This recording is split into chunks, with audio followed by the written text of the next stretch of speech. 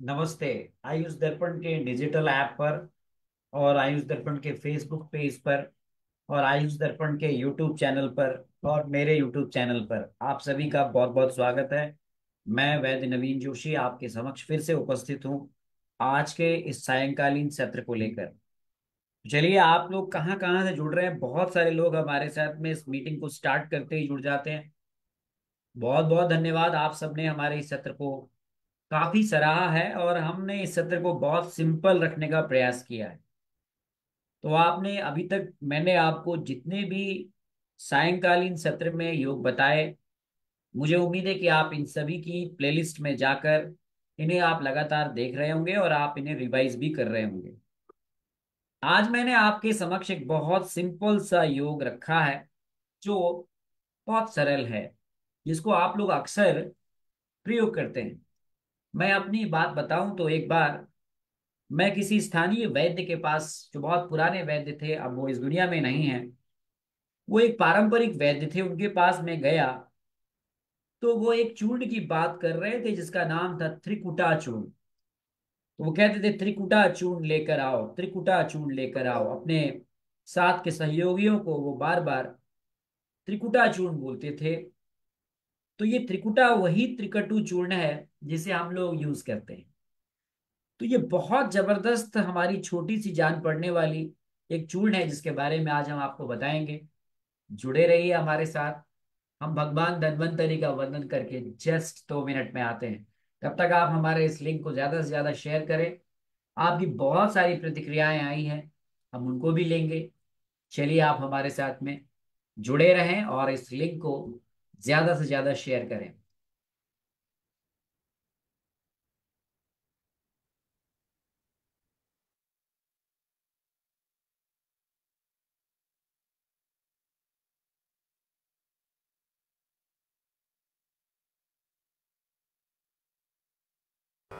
नमामि धन्वन्तरिमादिदेवं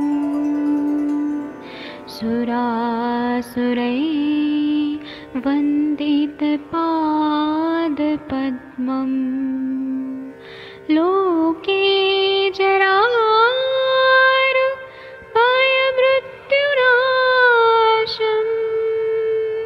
दातारमीशम् विविधौषधीनां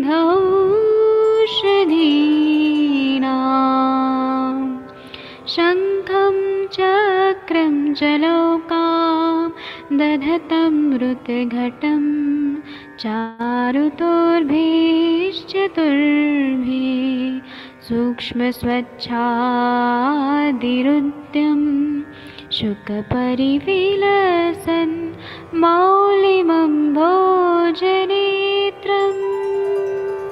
कालाम्बोदोज्ज्वलाङ्गं कटितटविलसत् चारुपीताम्बराढ्यम् वन्दे धन्वन्तरिं तं निखिलगदमिव प्रौढदावाग्निनीलम्।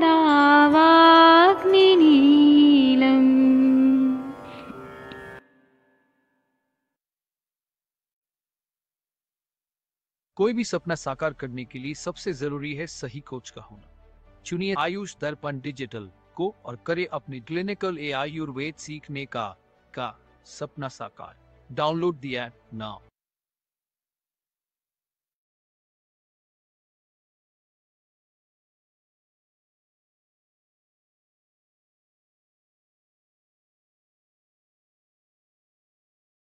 चलिए, आपने हमारे आयुष दर्पण के डिजिटल ऐप को जरूर डाउनलोड कर लिया होगा। और यदि आप हमारे साथ में कहीं और से किसी और माध्यम से जुड़ रहे हैं तो आप जरूर बताएं आप कहाँ से जुड़ रहे हैं। मैं कुछ लोगों जो हमारे साथ में भारत से जुड़े हुए हैं उनके नाम यहाँ ले लेता हूँ, जो हमारे साथ में आयुष दर्पण के डिजिटल ऐप पर हमारे साथ जुड़ते हैं। सबसे पहले मैं आपका स्वागत करता हूँ। हमारे साथ में जुड़े हुए हैं यहाँ पर करीब तकरीबन 200 से ज्यादा लोग, और वो सब जुड़ते हैं आयुष दर्पण के डिजिटल ऐप पर। तो चलिए, जो नए आज जुड़े हैं लोग, उनका नाम है प्रेम निजान जी, पलक अग्रवाल जी, मंगलेश ओलकर जी, बीएन शर्मा जी देहरादून से, नाहर जी, पीयूष डॉक्टर पीयूष यादव जी, अरूप कर्माकर जी, सुनील जांगीर जी, सुनील कुमार सिंह जी, जो आप हमें देख रहे हैं, दुर्गा सिंह जी, सनिका जगाड़े जी, समीर सवैन जी, महेश बरादोल जी, अभय दातार जी, ज्ञान साहू जी, जयश्री गिरी जी, धीरज चौहान जी, राहुल सिंह जी, विकास गावा जी, सुप्रिया जी, अंकित शर्मा जी, संदीप चौहान जी, दीक्षा चौधरी जी, अपूर्वा रावत जी, महेश शर्मा जी, संदीप कुमार जी,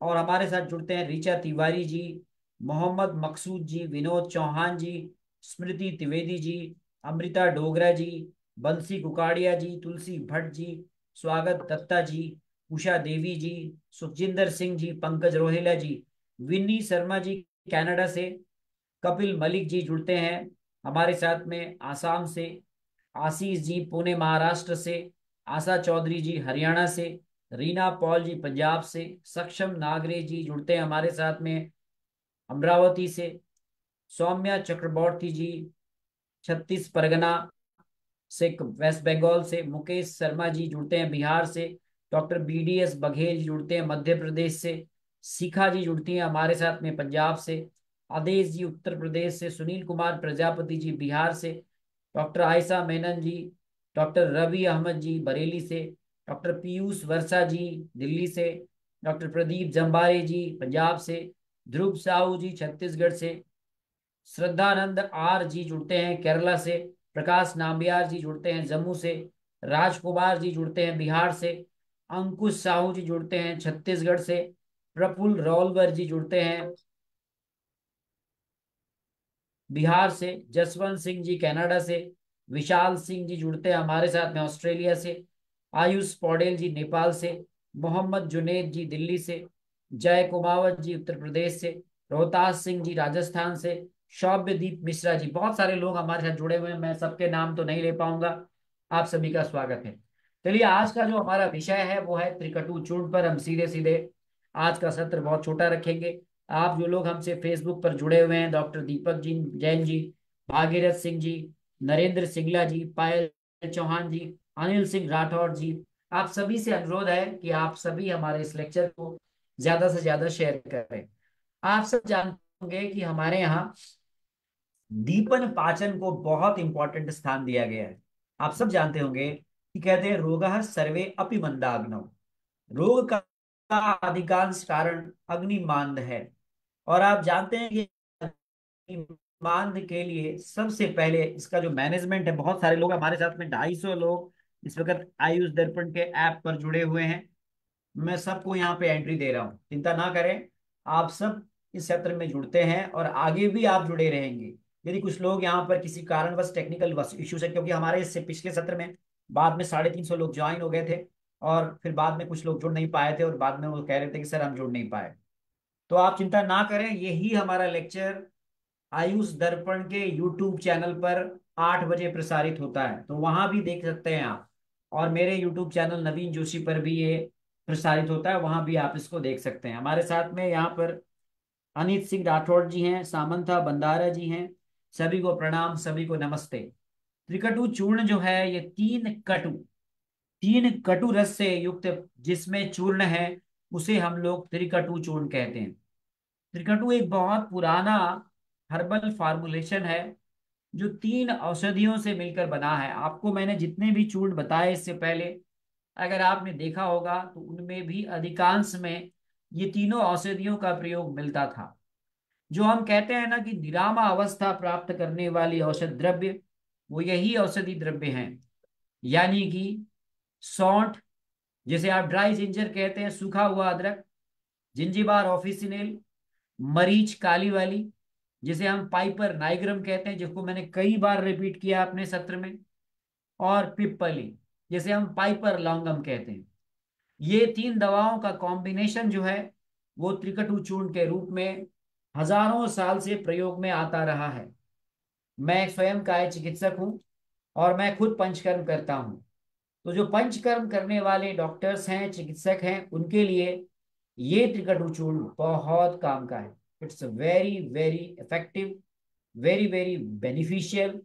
और हम कहते हैं कि ये औषधि पूरी दुनिया में कहीं भी आप इसका प्रयोग करें कोई भी नुकसान नहीं होता। क्योंकि अदरक क्या नुकसान करेगी?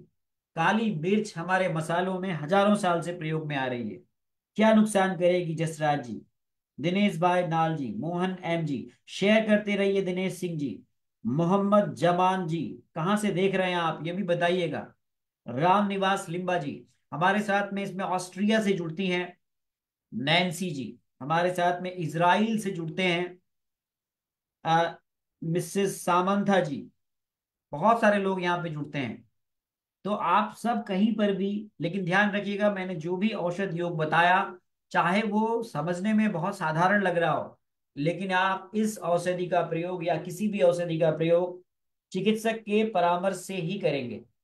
तो काली मिर्च, सूखी अदरक और जो है पिप्पली, इन तीन का कॉम्बिनेशन त्रिकटु कहलाता है। ये त्रिकटु का जो कॉम्बिनेशन का जो सोर्स है, ये पूरी तरह से प्लांट्स यानी कि औषधियों से जुड़ा हुआ, औषधि जो हमारे नेचुरल सोर्सेज से आने वाली वनस्पति है, उससे इसका सोर्स है। अभी आजकल जुकाम सर्दी बहुत हो रहा है, ठंड बहुत पड़ रही है, तो आपको आजकल खांसी बहुत असामान्य समस्या है इस समय, कफ बढ़ने के कारण। बहुत सुनील रतूरी जी हमारे साथ जुड़ते हैं। हमारे पास में एक बड़ी सी स्क्रीन है जहां पर जो लोग फेसबुक पे जुड़ रहे हैं, 300 से ज्यादा लोग हमारे साथ में ऐप पे जुड़े हुए हैं। मैं सबको देख रहा हूँ। उज्ज्वला दवाड़े जी भी हमारे साथ जुड़ी हुई है। बहुत बहुत स्वागत है आपका। आप अपनी प्रतिक्रियाएं कमेंट बॉक्स में जरूर लिखिएगा। ऐप पे इतने सारे कमेंट्स आ चुके हैं कि मैं सबके उत्तर तो नहीं दे पाऊंगा, लेकिन आपका प्यार है और आपकी ब्लेसिंग्स है कि हम इस सत्र को निरंतर कर रहे हैं।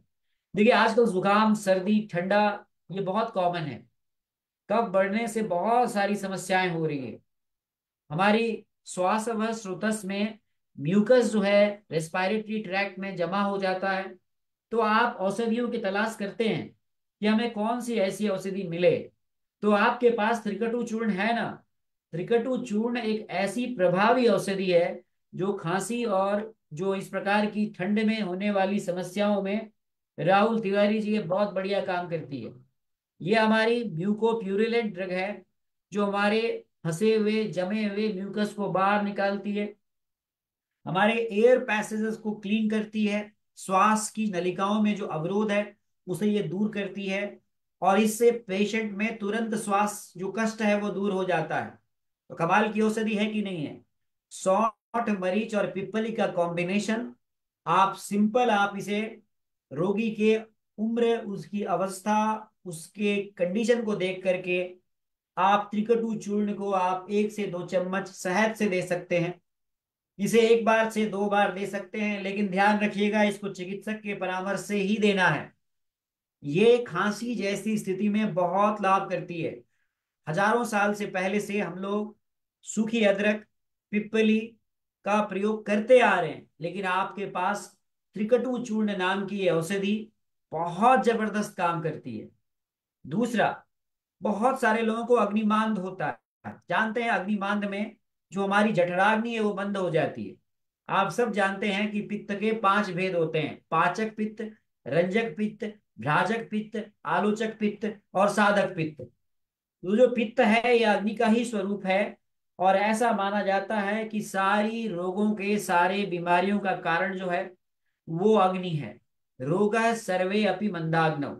तो ऐसे में हम जो भी अपनी एक प्रकार से हमारी जठर में एक अग्नि प्रज्वलित हो रही है, और हम ऊपर से यज्ञ में जिस प्रकार से आहुति डालते हैं, ऐसे ही भोजन रूपी हम अन्न को आहुति के रूप में डाल रहे हैं। इसीलिए हमारे यहाँ कहा गया है, जैसा जैसा खाओगे अन्न वैसा ही रहेगा मन। तो अन्न जो है हमारे जठर रूपी जो हवन कुंड में जो अग्नि प्रज्वलित हो रही है, उसमें आहुति रूपी जो द्रव्य हम अन्न डाल रहे हैं, उसका काम ही पचाना है। कभी कभी ये हमारी लाइफस्टाइल रिलेटेड समस्याओं के कारण, प्रताप जी देख रहे हैं, प्रेमचंद मंगल जी देख रहे हैं, बहुत बहुत तेजेंद्र अरोड़ा जी देख रहे हैं, मैं सभी को प्रणाम करता हूं। तो कई बार ये अग्नि मंद की स्थिति हो जाती है, और आप सब जानते हैं कि अग्निमांद के कारण शरीर में जो अजीर्ण आहार है वही आम की उत्पत्ति का कारण बनता है। और यही आम बहुत सारे रोगों का जो है कारण बनता है। जब यही आम वायु से प्रेरित होकर के शरीर की संधियों में जाके जमा हो जाता है तो यही आम वात की उत्पत्ति करता है। तो ऐसे में त्रिकटु चूर्ण सबसे प्रभावी दवा है, औषध है। जो आपने कहते हैं ना, अगर हम संचय अप्रहता दोषा लभते नोतरा गति, यदि आपने संचय की अवस्था में ही किसी दोष का अपहरण कर लिया, उसको ठीक कर लिया, तो उत्तरोत्तर गति को प्राप्त नहीं होते। यह आपने आयुर्वेद के चिकित्सकों ने यह बात जानी होगी। तो आप वहां पर त्रिकटु चूर्ण का जब आप प्रयोग करते हैं तो अग्निमान वही ठीक हो जाती है। साथ साथ ये दीपन यानी एपेटाइजर और पाचन यानी डाइजेस्टिव दोनों काम करता है। तो यदि आप दीपन और पाचन औषधि के रूप में भी इसका प्रयोग करें तो त्रिकटु चूर्ण is the best one choice कहते हैं। अब आइए हम बात करते हैं यहाँ पर पौथा बी कीदावान जी देख रहे हैं, नाम बड़े अजीब सा है आपका। कहाँ से हैं आप? हमारे आयुष दर्पण से का जो रीच है वो ग्लोबल है। मैं देख रहा हूँ यहाँ पे कनाडा, ऑस्ट्रेलिया और इवन न्यूजीलैंड से लोग ज्वाइन हुए हैं। और तो और हमें पाकिस्तान से भी लोग देखते हैं, भूटान से भी लोग देखते हैं, श्रीलंका से भी देखते हैं, क्योंकि हमारे पास एक पूरा ग्राफ आ रहा है यहाँ पे। तो आप दुनिया के किसी भी कोने से आप जुड़े हुए हो, ध्यान रखिएगा ये आयुर्वेद की फॉर्मुलेशंस हैं, इनका प्रयोग सावधानी से और चिकित्सक के परामर्श से ही होना चाहिए। और आपको परामर्श हेतु नंबर नीचे डिस्क्रिप्शन बॉक्स में आ रहा है। तो जो एस्थमा की कंडीशन है जिसे श्वास कहते हैं, जानते हैं आप, इन्फ्लेमेटरी कंडीशन होती है जो हमारे फेफड़ों में एक प्रकार से जो छोटे छोटे गुब्बारे होते हैं जो इन्हें एल्वियोलाइज कहते हैं, उन एल्वियोलाइज में कहीं ना कहीं सूजन आ जाती है और वो सक्रिय हो जाते हैं। मैं बहुत सिंपल भाषा में समझाने का प्रयास कर रहा हूँ क्योंकि हमारे बहुत सारे पाठक दर्शक जो है आयुष दर्पण पर वो सामान्य जनता भी है। तो ऐसे में सांस लेना कठिन हो जाता है और ऐसे में खांसी उठती है और बहुत ज्यादा सांस लेने में तकलीफ हो जाती है। ऐसे में अग्निमान और भी ज्यादा तकलीफ को बढ़ा देता है और वात और कफ सामान्य रूप से ऐसे में इन्वॉल्व होते हैं। तो ऐसे में वात जो है वो बिगड़े हुए कफ दोष के साथ मिलकर हमारी रेस्पिरेटरी पैसेज, जिसे हम हिंदी में कहें, बहुत ज्यादा मैं बहुत शुद्ध हिंदी का प्रयोग नहीं करूंगा, श्वास प्राण वह स्रोतस में अवरोध करते हैं। आप कई बार कई लोग नहीं समझ पाएंगे, तो आप ये समझिए कि रेस्पिरेटरी पैसेज जो होता है उसमें ऑब्स्ट्रक्शन होता है और इस ऑब्स्ट्रक्शन के कारण सांस लेने में कठिनाई आती है। रामू सिंह जी जुड़े हुए हैं हमारे साथ, ब्रीदिंग में प्रॉब्लम आती है और इसे ही श्वास की कंडीशन कहते हैं। ऐसे में त्रिकटु चूर्ण एक ऐसी दवा है जो एक्सेस म्यूकस को हटाती है लंग से। जब एक्सेस म्यूकस, या हम कहते हैं जो संचित म्यूकस है, कफ जिसे हम कह सकते हैं, वो बाहर निकल जाता है तो सांस लेने में आसानी हो जाती है। तो यूं कहें कि आजकल जाड़ों में, जो ठंड में जो सांस की समस्या है, जो खांसी की समस्या है, वहां पर भी ये त्रिकटु चूर्ण बेहतरीन काम करता है। रेखा पांडे जी जुड़ी हैं, कमल विक्रम जी जुड़े हैं। अब आइए स्थूलता। आप सब जानते हैं कि आजकल सर्दियों के समय में लोग भोजन खूब करते हैं। हरजीत सिंह जी भी जुड़े हैं हमारे साथ, डॉक्टर हरजीत सिंह जी काम कम करते हैं, ठंड हो गई है। हंसराज चौहान जी गुड इवनिंग, अभी हमारे साथ में सत्र में जुड़े हुए थे। तो भोजन बढ़िया बढ़िया करते हैं, काम करते नहीं है, एक्सरसाइज नहीं है, लैक ऑफ एक्सरसाइज है, क्योंकि ठंड में ऐसा होता है। तो ठंड में कैलोरी जो है हमारा, जो हम कैलोरी इनटेक है और कैलोरी जो हमारी बर्न होनी है, उसके बीच में एक डिफरेंस है। जो एक्स्ट्रा कैलोरी है ये हमारे शरीर में जमा हो जाती है और इसे ही हम स्थूलता कहते हैं। यानी कि स्थूलता का भी जो कारण है वो कहीं ना कहीं पाचन प्रक्रिया का बिगड़ना है। अगर आप यूं देखें तो कहीं ना कहीं धात्वाग्नि लेवल पर मांद होती है, मंदता हो जाती है और इसके पीछे भी जो कारण है वो जठराग्नि मंद है। ऐसे में भी आप त्रिकटु चूर्ण बहुत बढ़िया काम करती है। त्रिकटु चूर्ण जो है वो अग्निमान को ठीक करती है और ये अतिरिक्त चर्बी को जो है एक प्रकार से जो जो उसका जो एक्चुअल जो अतिरिक्त चर्बी जमा है उसे डिसॉल्व करने का भी काम करती है। जो हमारे शरीर में मेद धातु का जो एक प्रकार से संचय हो रहा है, यानी उसका पाक होकर के उत्तरोत्तर धातु जो बननी चाहिए थी, आप सब जानते हैं कि रस से रक्त, रक्त से मांस, मांस से मेद, मेद से अस्थि, और अस्थि से मज्जा का निर्माण होता है। तो यदि मेद धातु में, अगर मेद धातु के मेटाबॉलिज्म में या मेदाग्नि में मंदा होगा, तो उत्तरोत्तर धातु जो है अस्थि नहीं बनेगी। तो आपने देखा होगा जो मोटे लोग होते हैं, जो वजन जिनका ज्यादा होता है, उनको बोन्स की भी प्रॉब्लम होती है, हड्डियों में भी तकलीफ होती है उनको। तो ऐसे में यह त्रिकटु चूर्ण मेद धातु की अग्नि को भी बैलेंस करता है। ये हमारी स्थूलता को कम करने में बहुत इंपॉर्टेंट रोल अदा करता है। कैसे? तो ये आम को निरामा अवस्था लाने में मदद करता है। पुनः बात वही है, ये दीपन और पाचन औषधि के रूप में काम करता है, जो हमारी मेटाबॉलिज्म को ठीक करने में। मेटाबॉलिज्म क्या है? आप सब जानते हैं, यदि आपका शरीर एक मशीन है, तो ये मशीन निरंतर कार्य कर रहा है। जब कोई मशीन काम करता है, तो उसके साथ साथ में वेयर एंड टीयर मैकेनिज्म भी होती है। जो टॉक्सिक मटेरियल्स हैं वो सामान्य रूप से बनते रहते हैं और हमारे मल मूत्र के द्वारा बाहर निकलते रहते हैं, लेकिन कई बार उस अनुपात में नहीं निकल पाते हैं जिस अनुपात में बनते हैं। तो ऐसी अवस्था में आपकी मेटाबॉलिक रेट लो हो जाती है, और ऐसी अवस्था में आपकी मेटाबॉलिक रेट को बढ़ाने के लिए कुछ बाहर से हमें चीजें लेनी पड़ती है। इसमें यह त्रिकटु चूर्ण बहुत शानदार काम करता है। अब आइए, बहुत सारे लोग यहाँ पर जुड़े हुए, सुनील देवरे जी हैं, वरुण देओल जी हैं, सत्य प्रकाश वर्मा जी हैं, सर धन्यवाद। शैलेंद्र डिबरी जी जुड़े हुए हैं। आप लोग कहाँ कहाँ से जुड़ते हैं ये भी बताइए ना। मैं देख रहा हूँ अभी एक सज्जन हमारे साथ श्रीलंका से जुड़े हुए हैं, दस्सा नायकी जी। हमारे साथ में एक मैडम जुड़ी हुई हैं सिंगापुर से, है ना। तो बहुत सारे लोग जुड़ते हैं हमारे साथ में। आप कहाँ कहाँ से ही बताइए। अब इरिटेबल बाउल सिंड्रोम इतनी कॉमन समस्या है। ये आप देखेंगे, ऐसा व्यक्ति हमेशा भोजन करता है और शौच जाता है, या फिर शौच जाने का समय ही निश्चित नहीं है, किसी भी वक्त उसे शौच आ सकता है। यानी कि कोई भी ट्रिगरिंग फैक्टर उसके इंटेस्टाइन में मोशंस को जाने के लिए इरिटेट कर सकता है। इसीलिए इसे इरिटेबल बाउल सिंड्रोम कहा गया है। ऐसे लोग अक्सर पेट दर्द, एब्डोमिनल क्रैम्प, ब्लोटिंग, गैस बनना, बार बार कभी कब्ज और कभी दस्त जैसी समस्या से पीड़ित होते हैं। हमारे यहाँ आयुर्वेद में इसे भी पाचक आग्नि की विकृति बताई गई है, और इसके लिए त्रिकटु चूर्ण इज द बेस्ट वन। यहाँ पर भी आप चिकित्सक के परामर्श में, जो इस प्रकार के रोगी हैं उनको भी हम कुछ फैक्टर्स का ध्यान में रखते हुए हम लोग त्रिकटु चूर्ण दीपन पाचन औषधि के रूप में देते हैं। अब सवाल है आपका, यहाँ पर फिर से वही आ गया। यहाँ पर बासुकी रौफिया जी हैं, पूजा तोमर जी हैं, बहुत सारे लोग में, सत्य प्रकाश जी अयोध्या से जुड़े हुए हैं हमारे साथ में। आप कहाँ कहाँ से जरूर लिखिएगा।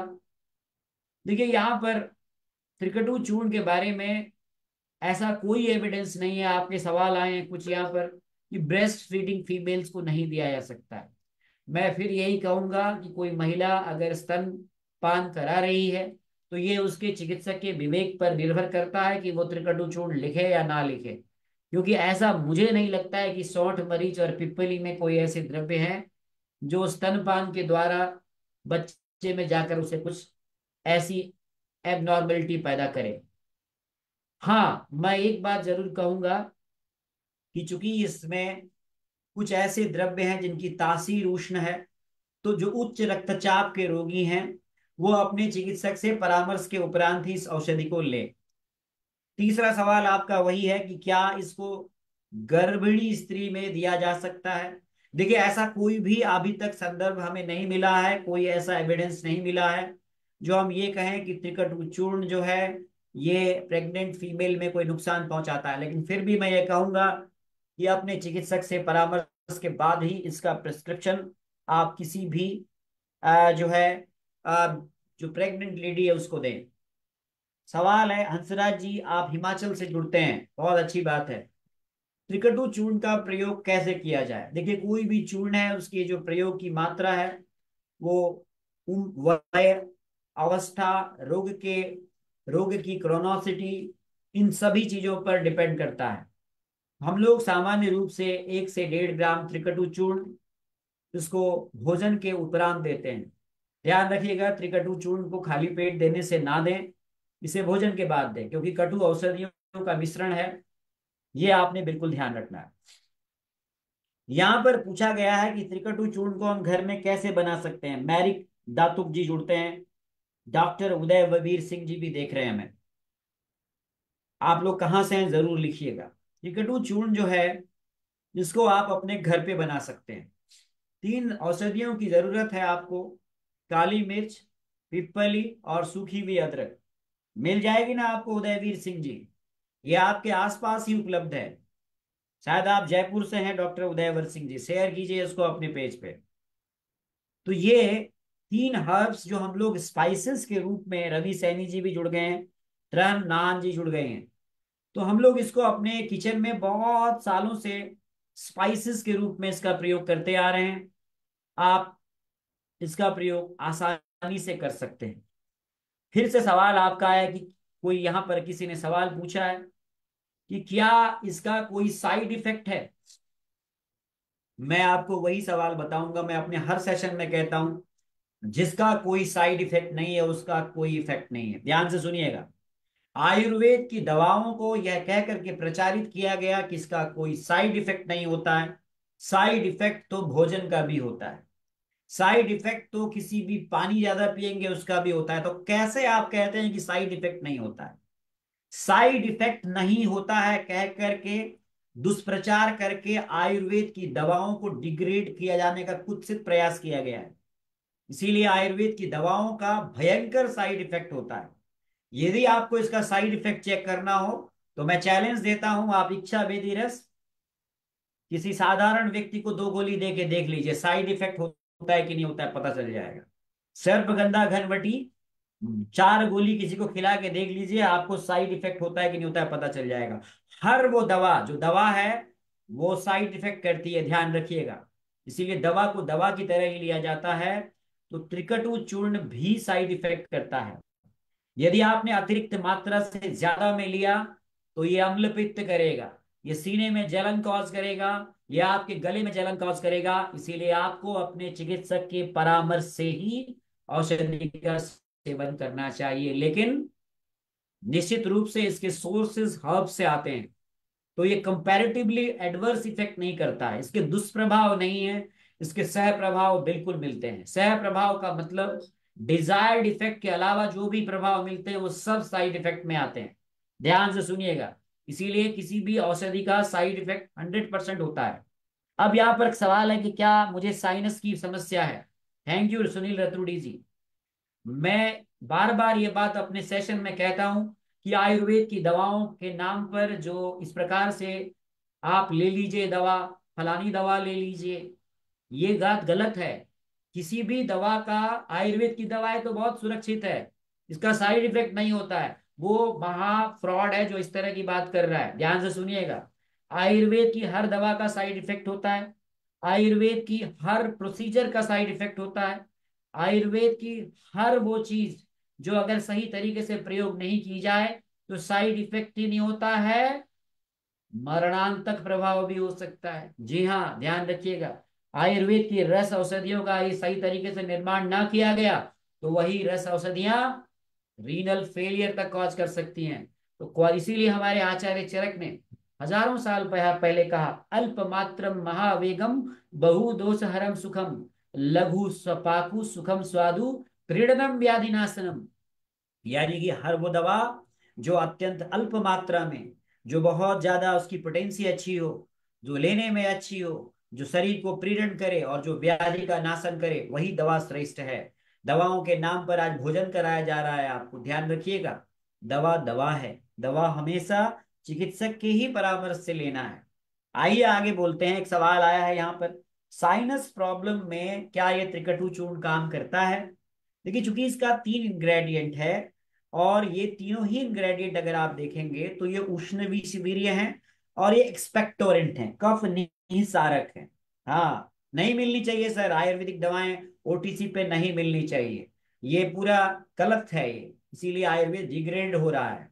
आयुर्वेद के च्यवनप्राश को कोई भी खा रहा है आज की तारीख में। च्यवनप्राश एक रसायन है, रसायन सेवन से पहले शोधन किया जाना अनिवार्य है। अब इस पे बहुत लंबी चर्चा हो जाएगी सर, अभी हम इस पे बात नहीं करेंगे। अभी हम त्रिकटु चूर्ण पे बात करेंगे। तो यहाँ पर इसकी रसायन प्रॉपर्टी भी है, ध्यान से सुनिएगा। तो रसायन गुण होने के कारण ये हमारी इम्यूनोमॉड्यूलेटर प्रभाव देती है।